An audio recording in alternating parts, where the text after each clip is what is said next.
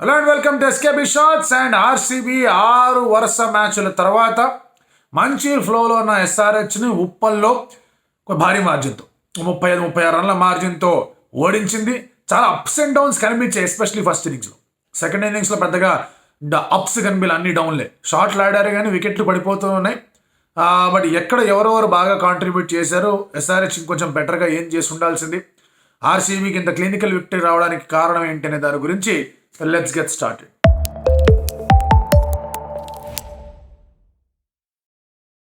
ముందుగా ఎప్పుడు చెప్పే మాటే that RCB should trust their Indian bowling attack. ఇవాళ వాళ్ళ బౌలింగ్ అటాక్ చూస్తే Karan Sharma did well, Yash Dayal did well, Siraj to an extent బాగానే చేశాడు. వాళ్ళు తెచ్చుకునే ఇంపాక్ట్ సబ్ మీకు 2 వికెట్లు ఒకే ఓవర్లో తీశాడు. సో వాళ్ళు ఇండియన్ బౌలింగ్ అటాక్ని వాళ్ళు నమ్మలేదు, ఇప్పటిదాకా నమ్మారు. అండ్ అవి గుడ్స్ డెలివర్ చేసాయి.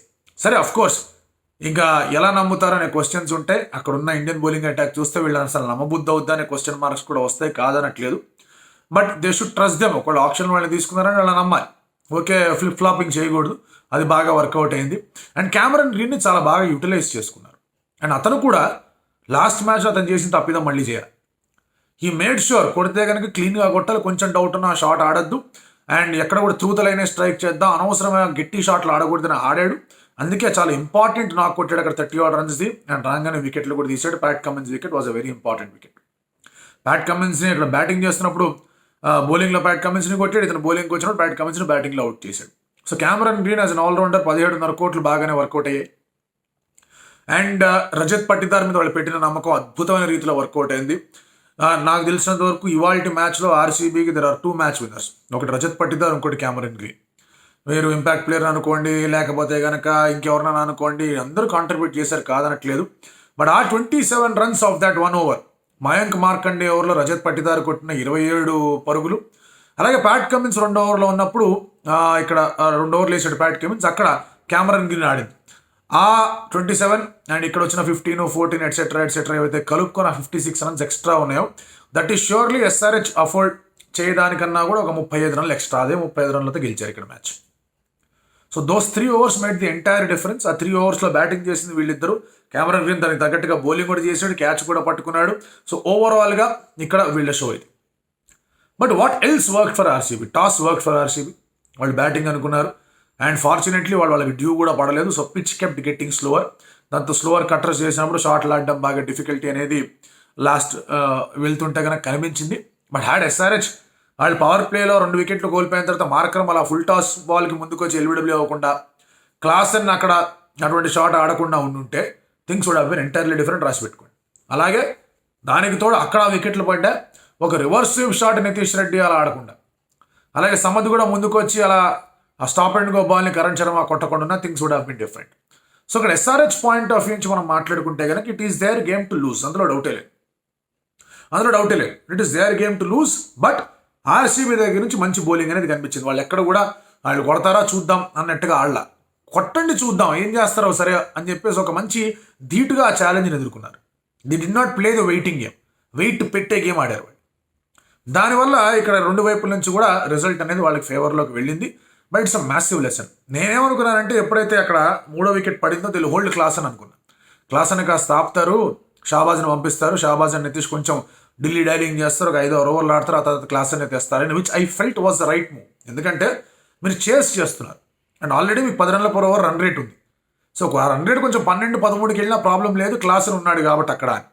And better bowlers will be hold అక్కడ. సో కొంచెం పార్ట్ టైం బౌలర్స్, స్పిన్నర్స్ వచ్చే అవకాశాలు ఉంటే వేర్ ఈ ఇద్దరు బ్యాట్స్మెన్ అడ్వాంటేజ్ తీసుకోవచ్చు అనుకున్నాను. క్లాస్ అన్ని ముందు పంపించారు, పవర్ ప్లే కాకుండా నేను వెళ్ళిపోయాను.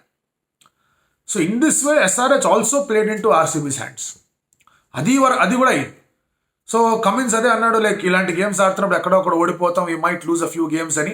బట్ ఈ గేమ్ అనేది ఎస్ఆర్హెచ్ షుడ్ హావ్ వన్. వాళ్ళు టార్గెట్ సెట్ చేయట్లా, well within the reach టార్గెట్ని చేస్తున్నారు. అండ్ ఇప్పటికి కూడా వికెట్లు పడిపోయినా కూడా లాస్ట్ దాకా ఉన్నారు, 35 పరుగులు వెనక్కి వెళ్ళారు. ఇన్ఫాక్ట్ షాబాజ్ కొట్టలేకపోయాడు లాస్ట్ వాళ్ళు, బాగా బౌలింగ్ వేశారు, స్లోవర్ వన్స్ బాగా వేశారు. అదే షాబాజ్ కనుక దాన్ని 20 లోపలికి తీసుకొచ్చి ఉంటే కనుక 2 విధాలుగా కూడా ఎస్ఆర్హెచ్ కూడా వర్కౌట్ అయ్యేది. ఒకటి they have not given up అని, ఇంకోటేమో నెట్ రన్ రేట్ కూడా ఎక్కువగా తీసుకెళ్ళలేదు. ఈ మ్యాచ్లో 20 రన్స్ కన్నా తక్కువగా ఓడిపోయింటే ఇంకా బాగుండేది అనిపించేది, అది జరగలేదు వాళ్ళకి. So in way they lost their plot. And ఒక్కసారిగా వికెట్లు పడేసరికి వాళ్ళకి ఏం చేయాలో అర్థం కాలేదు. ఓవర్ అగ్రెషన్తో వెళ్ళాలన్న ఒక ఆలోచన అనేది డామినేట్ చేసింది. సో సిచ్యువేషన్ కన్నా కూడా ఓవర్ అగ్రెషన్ వైపు వెళ్ళడం అనేది కాస్త ఇబ్బందికి గురి చేసింది వాళ్ళని. చేస్ చేస్తున్నప్పుడు when your wickets down just plan to win. అక్కడ నెట్ రన్ రేట్తో అవసరం లేదు. And that is the massive learning for Nitish గారి, సమద్ గారి. వీళ్ళు ఇండియన్ క్రికెటర్స్ వీళ్ళు. అండ్ నితీష్ గురించి మాట్లాడాలంటే కనుక future is very bright for. So ఇటువంటి లెర్నింగ్లు ఇక్కడ రావడం చాలా ఇంపార్టెంట్ అతనికి. బట్ ఒకటే ఎస్ఆర్హెచ్ పాయింట్ ఆఫ్ వ్యూ నుంచి మాట్లాడేది ఏంటి అంటే కనుక నెక్స్ట్ మ్యాచ్ అగైన్ ఇటువంటి ఒక స్లోవర్ సర్ఫేస్ మీద ఆడబోతున్నారు. ఇది స్లో అవుతూ వచ్చింది, అది స్టార్టింగ్ నుంచే స్లోగా ఉంటుంది. సో అక్కడ వాళ్ళు మళ్ళీ ఫస్ట్ బ్యాటింగ్ చేశారంటే ఇబ్బంది అవ్వచ్చు చేపాక్లో. సో అందుకే ఇది గెలుచుంటే కనుక they would have been little more confident in that game. ఇప్పుడు ఆ గేమ్లో ఇంకొంచెం అగ్రెషన్ మీద కాలు పెడతారు, మరీ ఎక్కువ అగ్రెషన్ కూడా వర్కౌట్ కాకపోవచ్చు అటువంటి సర్ఫేస్ మీద. దాని గురించి తర్వాత మాట్లాడదాం. ఆర్సీబీ టాస్ గెలిచి బ్యాటింగ్ అన్నారు. ఆల్ రైట్, బాగానే ఉంది అనుకుంటున్న సమయంలో మంచి స్టార్ట్. ఫాఫ్ నుంచి కానీ కోహ్లీ నుంచి కానీ మంచి స్టార్ట్. బాగానే కొడుతున్నారు, బాగానే ఆడుతున్నారు. అభిషేక్ శర్మ ఫస్ట్ ఓవర్ వేసాడు, 10 రన్లు ఇచ్చాడు. భూవీ వేసాడు, 10 రన్లు ఇచ్చాడు. కమిన్స్ వేసాడు, 19 రన్లు ఇచ్చాడు. నటరాజన్ వచ్చాడు, వికెట్ తీశాడు.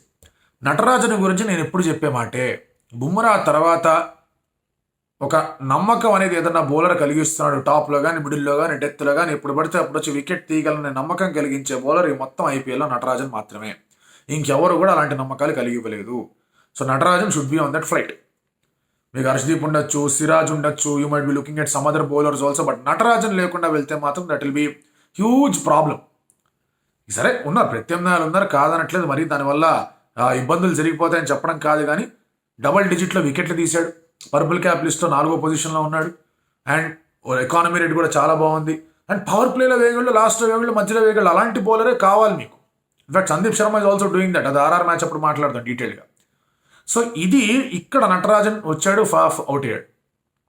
ఆ తర్వాత మళ్ళీ మీరు ఆ బ్యాటింగ్ అనేది విల్ జాక్స్ వచ్చిన తర్వాత మయాంక్ మార్కండే ఆ 2 overs అల్టిమేట్గా వేసాడు. బహుశా that is the length to bowl అని ఆర్సీబీ స్పిన్నర్స్ కూడా అర్థమైంది. అందుకే వాళ్ళు స్పిన్ వేసినప్పుడు కూడా 4 వికెట్లు తీశారు. ఆ లెంత్లో బౌలింగ్ చేస్తే వికెట్లు పడ్డాయి. విల్ జాక్స్ అవుట్ అయ్యాడు.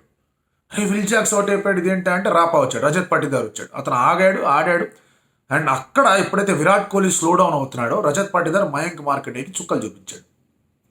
అతను ఫాస్టెస్ట్ 50 కొట్టాడు ఆర్సీబీకి ఈ ఇన్నింగ్స్లో. ఈసారి చూసుకుంటే 19 balls. ఐ థింక్ గేల్ అంతకన్నా ఎక్కువ కొట్టినట్టు, సెకండో థర్డో whatever, that number doesn't matter. But 19 balls 50 కొట్టాడు. అద్భుతమైన నాక్ ఆడాడు అక్కడ. ఆ 50 అక్కడ రాకుండా ఉండుంటే, ఆ 11th over ఆ 27 runs రాకుండా ఉండుంటే they were going on downward slump. 6 overs 61 కొట్టారు వాళ్ళు. నెక్స్ట్ 4 overs 33 మాత్రమే కొట్టారు. ఆ 11th over కనుక 27 రాకుండా ఉండుంటే వాళ్ళకి సరైన రీతిలో పుష్ ఉండేది కాదు. దానికి కారణం ఏంటంటే విరాట్ అగైన్ స్లో డౌన్. అతని లాస్ట్ 25 balls 18 మాత్రమే కొట్టాడు, which is a worrying sign. ఇది ఈ మ్యాచ్లో మాత్రం జరగలేదు. మిడిల్ ఓవర్స్ ఫేజ్లో విరాట్ ఈజ్ గెట్టింగ్ స్లో. అది మరి is that a plan, is that a ploy? ఆర్సీబీకి అది వర్కౌట్ అవుతుంది కాబట్టి అతను ఓన్లీ సింగిల్స్ మీద వాటి మీద ఫోకస్ చేద్దామని అనుకుంటున్నాడా? బికాస్ గ్రీన్ ఉన్నాడు, రజత్ పాటిదార్ ఉన్నాడు, విల్ జాక్స్ ఉన్నాడు, వీళ్ళందరూ they play around him. Virat last మళ్ళీ స్ట్రైక్ రేట్ బాగుంటుంది కాబట్టి అక్కడ దాకా స్లో అయి ఆడదాం అనుకుంటున్నాడా లేదా అనేది తెలియట్లేదు. కానీ ఇది ఒక రకంగా ప్రాబ్లం అనేది క్రియేట్ చేస్తుంది వాళ్ళకి. ఇవాళ కనుక ఆర్సీబీ ఓడిపోయి ఉంటే విరాట్ కోహ్లీ వేస్ట్ చేసిన బాల్స్ ముఖ్యమైన కారణాలు ఇవి. I'm okay with him scoring at around 120 per over. ఆ మిడిల్ ఫేజ్లో 115, 120 కొట్టినా పర్వాలేదు. బట్ ఆ ఫేజ్లో యూఆర్ నాట్ ఈవెన్ స్కోరింగ్. ఒక రకంగా ఇంక చెప్పాలంటే కనుక 70 స్ట్రైక్ రేట్ కూడా లేకుండా ఆడుతున్నారంటే, 80 స్ట్రైక్ రేట్ లేకుండా కూడా ఆడుతున్నారంటే దట్ ఈస్ వెరీ పువర్. 115, 120తో ఆడుకో, అదే ప్లాన్ వర్కౌట్ అవుతుంది. And that will work out. అది ఎప్పుడు ప్రొవైడెడ్ ఇనీషియల్గా స్టార్ట్ చాలా సాలిడ్గా ఉండాలి. And if one player is playing at 115, 120, other player should definitely play 160, 170. So Rajat Patidar ఇది ఇచ్చాడు. He was playing comfortably over 200, 220, 225తో ఆడుతున్నాడు. అలాంటప్పుడు విరాట్ కోహ్లీ ఇంకొక 120 స్ట్రైక్ రేట్తో ఆడుంటే, ఇంకొక 15 runs ఎక్స్ట్రా కొట్టింటే things would have been different. వీళ్ళ స్కోర్ 230 అయ్యేది. ఆ 230 కాకుండా ఉండడానికి ఈ స్లో డౌన్ అవడమే ఒక రీజన్. అండ్ అందుకే అతను అవుట్ అయినప్పుడు చాలా డిసప్పాయింటెడ్గా వెనుదిరిగాడు. ఇది ఈ ఇన్నింగ్స్లో మాత్రమే జరగలేదు, ప్రతి ఇన్నింగ్స్లో జరిగింది. ఎక్సెప్ట్ ఆ కలకత్తా ఇన్నింగ్స్లో తప్ప వేరు వికెట్లు పడిపోతున్నాయి కాబట్టి that was a different kind of scenario. కోల్కతాతో మ్యాచ్లో ఇన్ ఆర్సీబీ ప్రతి మ్యాచ్లో కూడా he got slow down. Punjab కింగ్స్తో మ్యాచ్లో ఈ ప్లేడ్ వెల్ లాస్ట్ దాకా ఉన్నాడు కాబట్టి దట్స్ డిఫరెన్స్. ఆ 2 మ్యాచ్లు తీసాడు. మిగతా 100 కొట్టిన మ్యాచ్లో కానివ్వండి, లేదు ఇవాళ మ్యాచ్లో కానివ్వండి, ఆ మ్యాచ్లో కూడా మధ్యలో కాస్త స్లో అయ్యాడు. But 115, 120 was able to maintain. ఇక్కడ మెయింటైన్ చేయలేకపోతున్నాడు, అదే ఇబ్బంది. బట్ లక్కీలీ అది ఆ స్కోర్ అనేది 206 దాకా వెళ్ళడానికి క్యామరన్ గ్రీన్ పుష్ చేసిన విధానం చాలా బాగుండింది. అండ్ అక్కడ దాకా వెళ్ళగలిగారు. లాస్ట్ 5 overs 64 ఎంతో కొట్టగలిగారు. అండ్ అందులో మళ్ళీ 2 ఓవర్లు ఆఫ్ కమిన్స్ వచ్చాయి. ఆ 2 ఓవర్లు ఆఫ్ కమిన్స్లోనే 30 వెళ్ళాయి. 2 ఓవర్ ఆఫ్ నటరాజన్లో ఒక 12, ఒక 10 వెళ్ళాయి, 22 వెళ్ళాయి. సో ఈ 4 ఓవర్లోనే వాళ్ళు 52 కొట్టారు, 52, 54 కొట్టారు. ఒక ఓవర్లో వాళ్ళు 8, 9 కొట్టారు. That's different story.